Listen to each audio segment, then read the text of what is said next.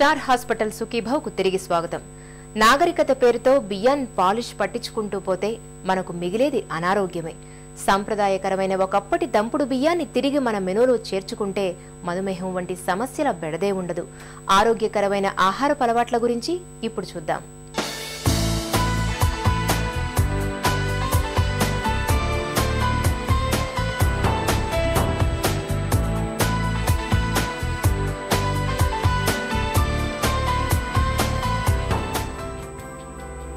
డాక్టర్లు గ్లైసెమిక్ ఇండెక్స్ను దృష్టిలో ఉంచుకొని ఆహారం విషయంలో ప్రత్యేక జాగ్రత్తలు తీసుకోవాలని చెబుతారు.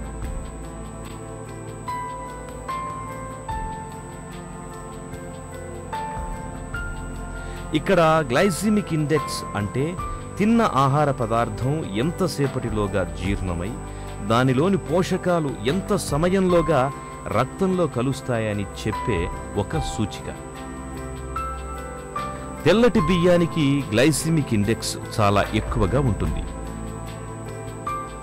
మధుమేహులు అన్నం తగ్గించడం, అన్నాన్ని పూర్తిగా మానడం వెనుక ఉన్న ప్రధానమైన కారణం ఇదే. అయితే మనకు మధుమేహం లేదు కాబట్టి అన్నాన్ని పూర్తిగా మానాల్సిన పని లేదు. బియ్యానికుండే హై గ్లైసెమిక్ ఇండెక్స్ను తగ్గించే ప్రయత్నం చేస్తే సరిపోతుంది. ఇందుకు బియ్యంతో పాటు ఆకుకూరల్ని, కాయగూరల్ని కలిపి వండడం, అన్నంతో పాటు కూరల్ని ఎక్కువగా తీసుకోవడం వంటి జాగ్రత్తలు తీసుకోవాలి. తెల్లన్నం తీసుకోవడం వలన డయాబెటీస్ ఎక్కువ అవుతుందని చెప్పి ఈ మధ్య మనం చదువుతున్నాం. ఈ సంవత్సరమే ఒక పబ్లికేషన్ వచ్చిందనమాట ఇంగ్లాండ్ దేశం నుంచి. వాళ్ళు ఏం చేశారంటే దాదాపు ఒక 3.5 లక్షల మంది జనాభాలో వరి అన్నం తీసుకునే జనాభాలో డయాబెటీస్ ఎంత ఉంది అని చెప్పి వాళ్ళు మెజర్ చేసుకున్నారు. అదేంటంటే రెండేమో అమెరికా, ఆస్ట్రేలియా దేశాలు, రెండు వ్యాసాలేమో మనకి చైనా నుంచి, జపాన్ నుంచి వచ్చాయన్నమాట. ఈ ఆహారం, ఈ వరి అన్నం తీసుకునే వాళ్ళల్లో మొత్తం డయాబెటీస్ శాతం చూసుకున్నట్లయితే 4% ఉంది. అంటే ఈ 3.5 లక్షల మందిలోనూ 4% మందికే డయాబెటీస్ వచ్చిందనమాట. అయితే అంటే ముఖ్యంగా మనం తెలుసుకోవాల్సింది ఏంటంటే డయాబెటీస్ అమెరికాలో కానీ, ఆస్ట్రేలియాలో కానీ, చైనాలో కానీ, జపాన్లో కానీ మొత్తం జనాభా తీసుకున్నట్లయితే 6% నుంచి 12% వరకు ఉంది.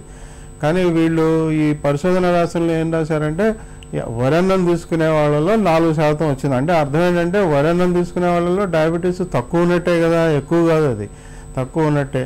తర్వాత వైట్ రైస్ అన్నారు. వైట్ రైస్ తీసుకోవటం అంటే వీళ్ళు ఈ తెల్లన్నానికి, ముడి బియ్యానికి లేదా దంపుడు బియ్యానికి వ్యత్యాసాలని ఈ పరిశోధన వ్యాసాల్లో ఎక్కడ రాయలేదు.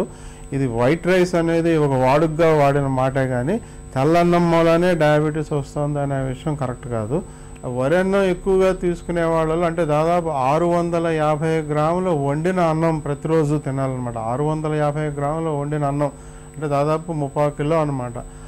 అంత అన్నం తీసుకునే వాళ్ళకి డయాబెటీస్ 4% ఉందన్నారు. అంటే తక్కువ ఉన్నట్టు అనమాట, అది ఎక్కువ కాదు. దాని అనవసరంగా మనం రాసేటప్పుడు ఆ వ్యాసాల్లో ఎలా రాస్తున్నారంటే ఆ వరి అన్నం తీసుకునే వాళ్ళకి డయాబెటీస్ ఎక్కువ ఉంటుందని, అది తప్పది, కరెక్ట్ కాదు. తర్వాత ఇంకా మనం తెలుసుకోవాల్సింది ఏంటంటే కొన్ని వందల సంవత్సరాలుగా మన దేశంలో అయితేనేమి, చైనాలో అయితేనేమి, జపాన్లో అయితేనేమి, ఇక్కడ మన ఏషియా దేశాలు అనమాట, అంటే ఇప్పుడు వియత్నాం లాంటి దేశాల్లో అయితేనేమి, ఈ దేశాలన్నింటిలో కూడా వరి అన్నమే తింటారు. అందరూ తినేది వరి అన్నమే అనమాట.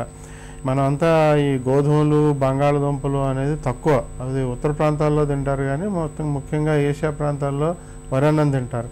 ఈ మధ్య ఒక 30-40 సంవత్సరాల వరకు కూడా ఈ దేశాల్లో అంటే భారతదేశంలోను, చైనాలోను, జపాన్లోను, వియత్నాంలోను ఇలాంటి దేశాల్లో డయాబెటీస్ చాలా తక్కువగా ఉంది. ఇప్పుడు కూడా చాలా తక్కువ కింద లెక్క అనమాట.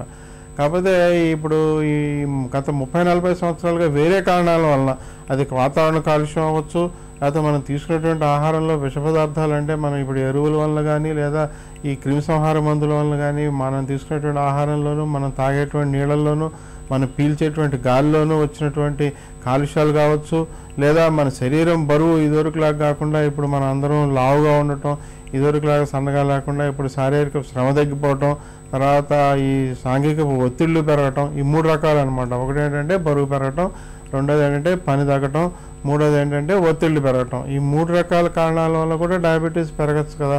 అంతేగాని వరి అన్నం మూలనే డయాబెటీస్ పెరుగుతోంది అని చెప్పడం అనేది కరెక్ట్ విషయం కాదు.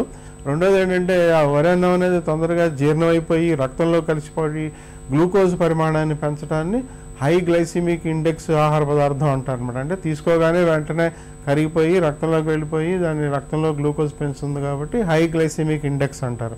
ఇలాంటి హై గ్లైసిమిక్ ఇండెక్స్ పదార్థాలు ఇప్పుడు ఇదైతేనేమి, బ్రెడ్ అయితేనేమి, నూడిల్స్ అయితేనేమి, చిప్స్ అయితేనేమి, ఏదైతే ఆహార పదార్థాలను ప్రాసెస్ చేసి ప్యాక్ చేసి మనకి అమ్ముతారో, అంటే ఇప్పుడు ఈ సేమియా కూడా అనమాట, ఇలాంటివన్నీ కూడా ఏంటంటే తొందరగా జీర్ణం అయిపోతాయి.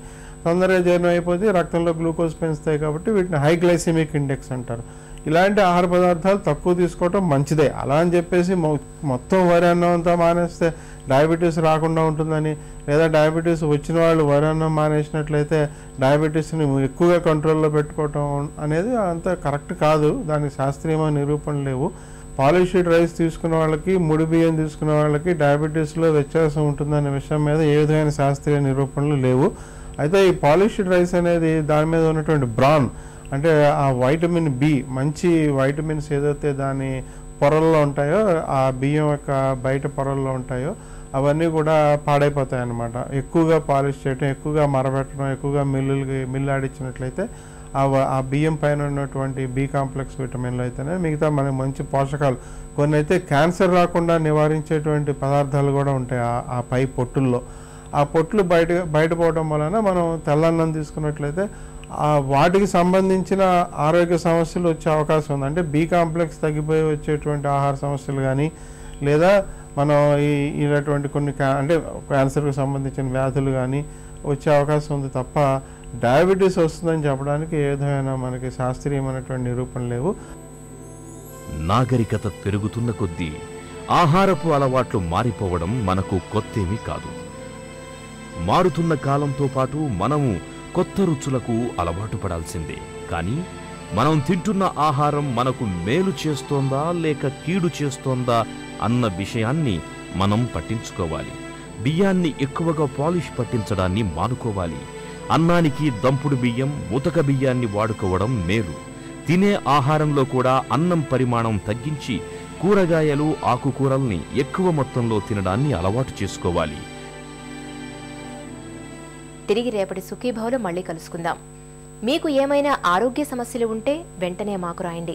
మా చిరునామా Sukhibhava, ETV 2, Ramoji film city, Hyderabad 501512, లేదా sukhibhava@etv.co.in కు మెయిల్ చేయండి. మీ ఆరోగ్య సంజీవిని సుఖీభవ కార్యక్రమాన్ని ఇప్పుడు www.youtube.com/etv2india లింక్ ద్వారా వీక్షించండి.